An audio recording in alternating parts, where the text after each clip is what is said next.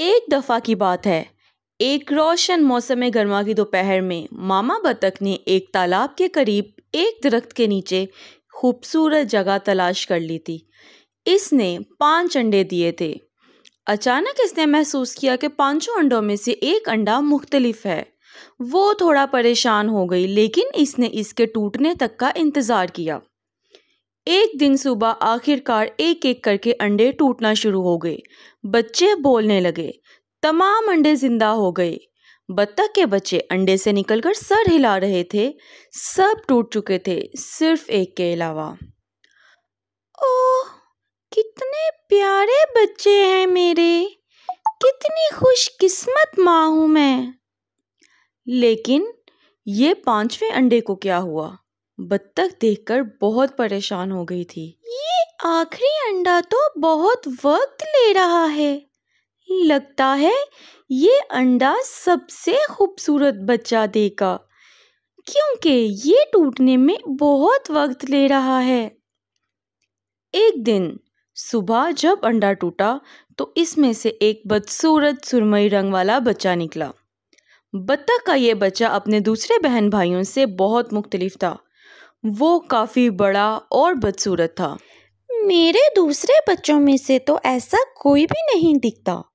یہ بچہ تو شاید بدصورت ہے۔ ماما بطخ اپنے اس بچے کو دیکھ کر بہت حیران تھی اور بہت اداس بھی۔ اس کو امید تھی کہ وہ ایک دن اپنے گھر اپنے بہن بھائیوں جیسا ہو جائے گا، لیکن دن گزرتے گئے اور بطخ کا بچہ ویسا ہی رہا۔ اس کے سبھی بہن بھائیوں نے مل کر اس کا بہت مذاق اڑایا۔ وہ اس کے ساتھ کھیلتے بھی نہیں تھے۔ بطخ کا بچہ بہت اداس تھا۔ تم ہم سب سے الگ ہو، تم ہمارے ساتھ نہیں کھیلو گے، تم یہاں سے چلے جاؤ، بھاگ جاؤ یہاں سے۔ بطخ کا بچہ بہت اداس تھا۔ وہ تالاب کے پاس گیا اور خود کو غور سے دیکھنے لگا۔ آخر کار بطخ نے اپنے خاندان کو چھوڑنے اور جنگل میں کہیں دور جانے کا فیصلہ کیا۔ بطخ کا بچہ اکیلا جنگل میں چلا گیا۔ جلد ہی موسم ٹھنڈا ہو گیا اور شام ہو گئی۔ وہ بچہ بہت اداس تھا اور سردی سے کانپ رہا تھا۔ وہ کھانے کے لیے کچھ اور گرم جگہ تلاش نہیں کر سکا۔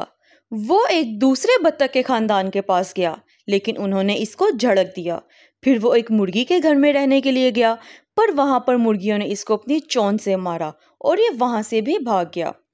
پھر رستے میں ایک کتے سے ملا۔ کتے نے اس کو دیکھا اور وہاں سے چلا گیا۔ بطخ کا بچہ بہت اداس ہوا۔ اس بچے نے دکھی ہو کر جنگل میں دوبارہ بھٹکنا شروع کر دیا۔ وہ وہاں ایک کسان سے ملا۔ وہ اس کو اپنے گھر لے گیا، لیکن وہاں پر ایک بلی نے اس کو بہت پریشان کیا، تو اس نے کسان کا بھی گھر چھوڑ دیا۔ جیسے ہی موسم بہار آیا اور چیزیں دوبارہ سے ہری بھری ہو گئیں، اس نے چلتے چلتے ایک ندی دیکھی۔ وہ دوبارہ پانی دیکھ کر بہت خوش تھا۔ وہ سمندر کے قریب گیا اور اس نے تیرنا شروع کر دیا۔ وہاں اس نے ایک راج ہنس دیکھا اور اس کو اس سے محبت ہو گئی، لیکن اس نے اپنا سر جھکا لیا۔ جب اس نے خود کا عکس پانی میں دیکھا تو وہ دیکھ کر حیران رہ گیا، کیونکہ وہ اب ایک بطخ کا بچہ نہیں رہا تھا، وہ ایک جوان خوبصورت راج ہنس میں بدل گیا تھا۔ تب اس کو احساس ہوا کہ وہ اپنے بہن بھائیوں سے کیوں مختلف تھا، کیونکہ وہ ایک راج ہنس تھا اور وہ سب بطخیں تھیں۔ اس نے اس خوبصورت راج ہنس سے شادی کر لی جس سے وہ پیار کرتا تھا، اور اس کے بعد وہ ہمیشہ خوش رہنے لگے۔